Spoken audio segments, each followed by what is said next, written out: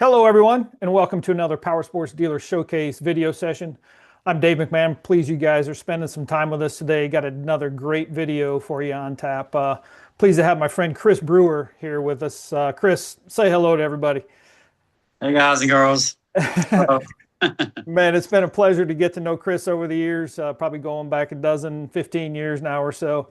Chris, of course, owns Brewer Cycles in Henderson, North Carolina, which is going to be just up near that Virginia border, up north of Raleigh, Durham, and had the pleasure to take a look at that expansive facility myself a couple times and had a blast up there. But man, Chris, I want to get in touch with you because I know you guys at Brewer Cycles are celebrating 45 years this year, and man, that's a feat that not many dealerships can can celebrate. I know we talk about some of these milestones, and you don't hear that 40, 45, 50 plus range very often. So. Man, congratulations on that. Thank you.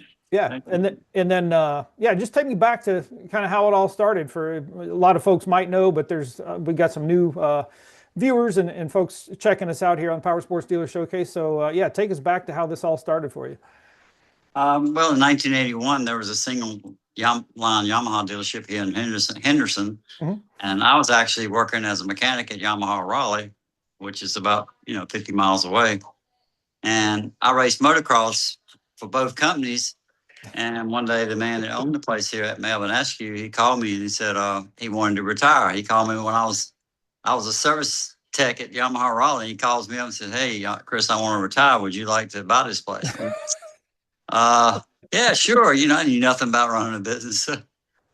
But anyway, so called my dad. I said, "Will you sign a note for me?" He's like, "Do what?" And so, but he did. And I paid him back in 3 years, and he was never involved. But Okay. Yeah. Right. when I walked into the office there at Yamaha Raleigh, and I told the owner there I was going to be doing that. He said, "You won't never amount to what." And so that kind of gave me an inspiration. He told me I would never make it, so that gave me an inspiration. Unreal. That's Yeah. beautiful, man. Yeah. So anyway, Yeah, that's bullet. I worked with him 30 days. He worked with me 30 days Okay.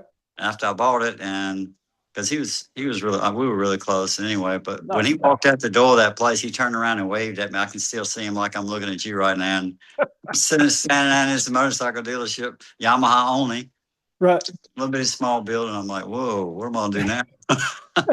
But anyway, I figured it out, and it kept growing, and here we are today. Man, that's fantastic. Yeah. So, how you were 21 when that happened? 23. 23. Okay. Yeah. Thought I remember that very early age. Now I'm 67. Yeah. Man, it's like 67 going on 37 for you though. Yeah. It feels like. Yeah, I know, right? Let's see. Yeah. So how do you go about, I mean, if you can dial it back and kind of stay in that era a little bit. So were you were motocross racing at the time too then, or Yeah. yeah.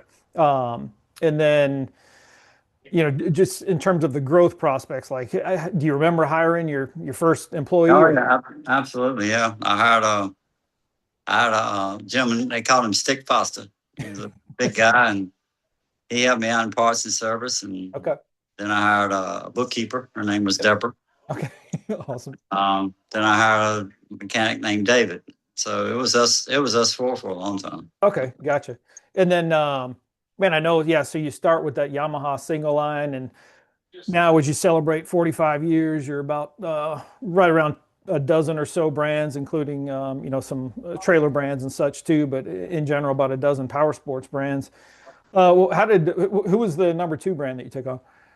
It was actually Polaris. Okay. There was a local dealer that had Polaris, and he had like 2 units sitting there on the floor. And he's called me one day. He said, "Hey, you want these things? I don't want to mess with them anymore." I mean, that's what he said. And I was like, "Sure." So I practically got them free, and Right. so I got Polaris, and then I got Sea-Doo, BRP. Okay. And then I wanted Honda, and they didn't really want to talk to me because that's such a small place. So I took on Kawasaki. And then in 1993, I built the new building, and then, of course, Honda's business card was on my door. Took on Honda. So. That's fantastic. Yeah. So, you guys, that thing, if I remember, are you on like 10 acres, like the Yeah, 10 acres. 30,000 square foot operation under 30, the roof? 32. Yeah, it's Okay, full now. So, yeah. Yeah. So talk a little bit about, when did you know way back then as a youngster that, hey, we're bursting at the seams here and we need a little more elbow room? um, what was that question again? Yeah, just about how the growth, just expanding the building, and when you knew that, hey, this is getting a little tight and we need to Yeah, well, blow some I was miles up. renting that. It was a little small building, and we had added a little metal building to it. But we were just growing so fast, and so I started looking around for property. And this place was actually a quarter of a mile down the Okay. road from my place, and Yeah, that's right. so me and my first wife, we bought it, and it was so cool that when we moved, we just kind of drove all the units and Okay. cars, right down here. So anyway, brought them right down here and opened up. Right. And yeah, so at the current facility, you had a little bit of expansion since you've been in there, or what's kind of Yeah, in the 2013 we added another showroom. yeah. And then 2018 we added another part to our service department. Okay, gotcha. And then in 24 we added a outdoor showroom. Like a big, I don't think you've seen it. Yeah, I have not. I remember you're talking We about have all yeah. the side by sides and boats up under that. Oh, okay. And so it's just the open walls and just the roof, is that right? Yeah. Yeah, Okay. that's really sturdy structure. It's 13,000 square feet. Oh man, unreal. And yeah, what's when customers come, do they just they appreciate the sun coverage and the shade and that type of thing? Yeah, it's one of our biggest selling points. We call to get a deal trade. Sometimes the units I have 20 miles, 20 hours on them. The tires are half worn out. And, here we are. Most 95% of our stuff is under shelter or not moving. Yeah, so exactly. Cool. Let's see. Yeah, and you brought up, just that visual of you guys riding the bikes up to the new store and stuff. And I know your tagline is "We're worth the drive." So I mean, and it's definitely a destination operation for sure. To think about where you came from as a single line Yamaha 23-year-old to where you are now. What is it that kind of how do you impart that on your staff that you want to make that everybody wants to make this a place where people are going to drive past other dealerships essentially to get there? The number one thing here is customer satisfaction, and we take care of our people. I take care of my employees. I take care of our customers. I go above and beyond. Sure. And we hear it all the time. We keep your place really nice and clean. Mhm. People like coming in here and shopping. I have a nice lounge area. And people have problems. If they have problems with their units and they're out of warranty, a lot of times I'll step in and still take care of it. But Okay, sure. But if you treat the customers right, they're going to come back and they're going to tell people. But if you treat somebody wrong, they're going to tell a lot more people. So and that's just been I was brought up the right way. Treat people like to be treated. And that's what I do. So sure, yeah. I know you guys. You talked about it was kind of the four of you there at the early going. So what is your head count there at the store now? 35. 35 of you. Unreal. Of course, that's counting. That's counting me and Tyler. So. Yeah, exactly. And yeah, that's kind of I've always found it interesting. You guys are kind of like you and your son Tyler make a great team, kind of making sure everything happens there. It's almost like a real life succession plan a little bit, a little bit. Yeah. How's that all worked out? I mean, has that been since he could, kind of get a paycheck that he's been in there, or talk a little bit about what he's contributed here over the last? It's like program now, and basically, I stay in Florida part time, and he runs the show when I'm not here, and when he's here, we run it together. And like he's gone to a charity event this weekend. We're sponsoring a hole in one. Okay. And, so it's me, but we're probably the only dealership in the United States that does not have a sales manager or general manager. It's just Tyler and I. Okay, gotcha. Yeah, that's But not by choice on the sales manager. Just never really that person hadn't come along. We live in Henderson. It's not a whole lot to offer for somebody to move here, and it's just not. We just haven't been never approached by the right person. So you guys we make it work now. My team. most of my sales staff have been here over 10 years. My business manager's been here close to 20 years. So they know how we think and do. So it's, I don't have No, to hold the hand on it, you know what I yeah, mean? Yeah, not a, we all work together and know what to do. yep, not a lot of surprises going on there then. No, I think I think you said on your website, over 500 years combined dealership experience between everybody. that's probably more than that, but yeah. Yeah, that's a good number Yeah, to market anyway. I have a good, Uh, I have a good staff. yeah, that's cool. Let's see. And yeah, so you guys have kind of worked in tandem. What are some of the I don't know, strengths or when you look ahead to 5, 10 years down the road, just Tyler's strengths or what he brings different than, like this week, you're there, he's not. What's it like when he's there and you're not? Well, he handles most of the ordering and inventory. He's really good at that. Okay, And gotcha. he's good with he's just good on the computer, you know, because he's younger. Sure. And he's 37, be 38 soon. So, Yep. um, I'm the numbers guy. I watch the money and working that. He's learning that. But yeah, he keeps the showroom organized and, you know, keeps the bill. We have what you call a bill list. We get bill certain things. And Sure. Yeah. yeah, he just kind of does all that. He Right. keeps up with it. A Yeah. lot of payroll stuff. Okay, cool. Man, I know it's just been fantastic to. I don't come across often a father-son combination like that. There are some out there, but it's been awesome to see you guys in the growth that you've endured over your decades. What are some, when you look at when you're looking back and then you look to today, what are some of the current, you might call them challenges or hurdles just as a power sports dealership owner that you're facing here these days that you might not have, 20, 25 years ago? It's like we're in a constant battle with the manufacturers. Mhm. And I mean, mainly Polaris and BRP, I'll tell them the same thing. It's Yeah, all their wants and needs and design centers and right. you got to do this to get this. You don't get this, you don't get that. And it's like we have enough keeping the customers happy and keeping the correct staff here. That should be what we shouldn't have to me, we shouldn't have to deal with the manufacturer so much. They should be more of a team player to me. But Sure. Yeah. It just, that's the big, at the meetings, that's the big talk too. And, that gets a little frustrating. But, right. business, the recessions, I went through too. Mhm. And I had to do certain things to keep going, Yeah, right. they've been, we were talking about it in the meeting that I think it was 89, 90, 91, and then 2008, 9, and 10. A lot of people went out of business, and I'd never let anyone go through either one of those time periods. Unreal. But we just scale back and do what you have to do. Yeah. But inventory costs, Yeah. I'm fortunate I can pay a lot of it off, but it's the interest rate with these floor plan people is, they give you the free, but then it's 14, 15% interest. When you take a $6,000 bike or whatever, Oh, sure.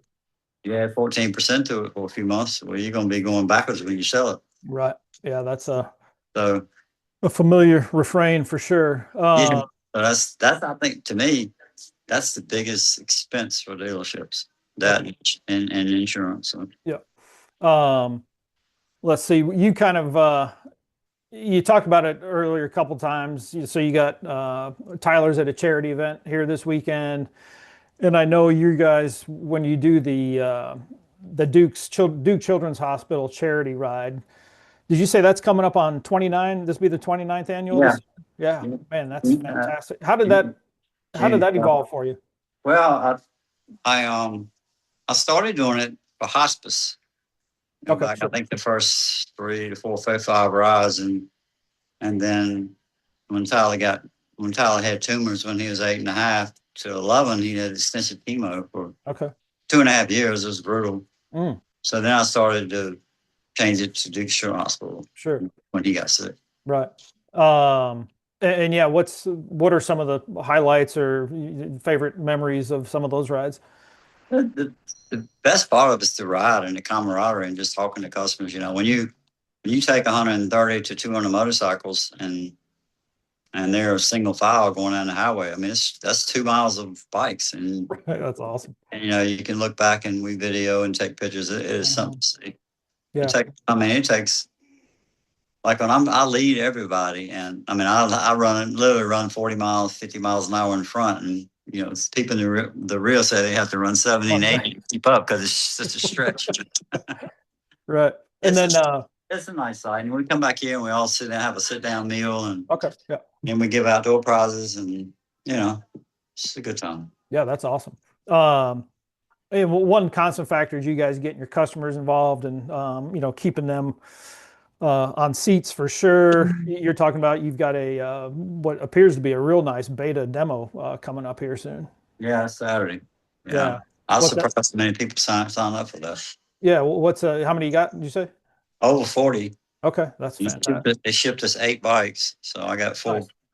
four members from here going down there and handle that. Jeff Sharon's the spearhead for that. Yeah.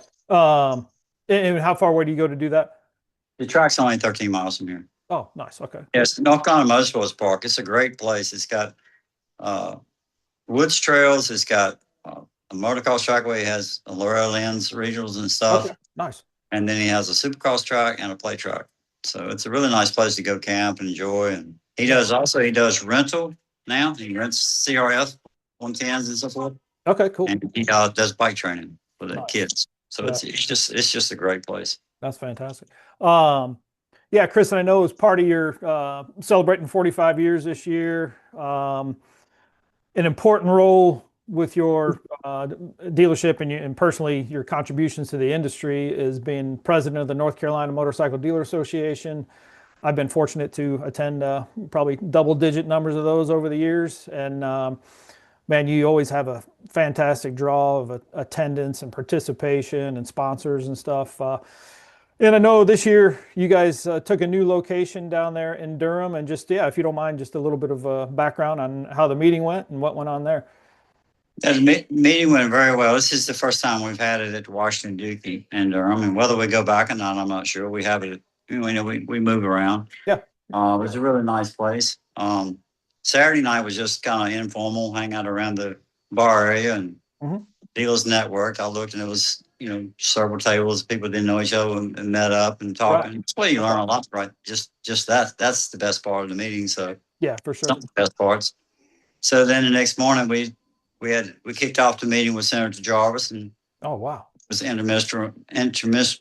I can't pronounce it, but anyway, he helped get the UTV title bill passed, street legal passed. Yeah. He also helped get the ATV and UTV title bill passed, and he spoke, and it was really good to hear him talk. And he's also going to try to help us get dirt bikes added to that title bill, because somehow or another, when the language got written, somebody didn't include him was supposed to. Right.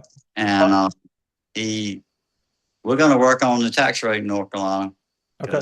You know, to try to get it reduced down because of the price of the, side-by-side vehicles and that is so expensive. So he's going to work. That's our main goal, is to get the tax rate down. Okay, fantastic. I know, it seems like every meeting I've been to the past handful of years, Senator Jarvis's name comes up. And how does that, I mean, there are definitely other states that would like to have relationships with their senators like that. How do you go about building that relationship, or how did that start for you? It really started with Kyle Ridenberry, the guy that does we Unseen Pass. He rents side-by-sides and ATVs. He buys extreme amount of product from us, and he's pushed for that street legal bill, and he got Senator Jarvis to sponsor that. And got it. Okay. And then he pulled me in, and so then we all tag teamed and got it done. And so the biggest thing that got it done is we took a side-by-side over to Raleigh, and all the legislators got in and rode around in it, and you see the hair blowing back, the ties going to the side, and okay, it passed. It passed unanimously, you know.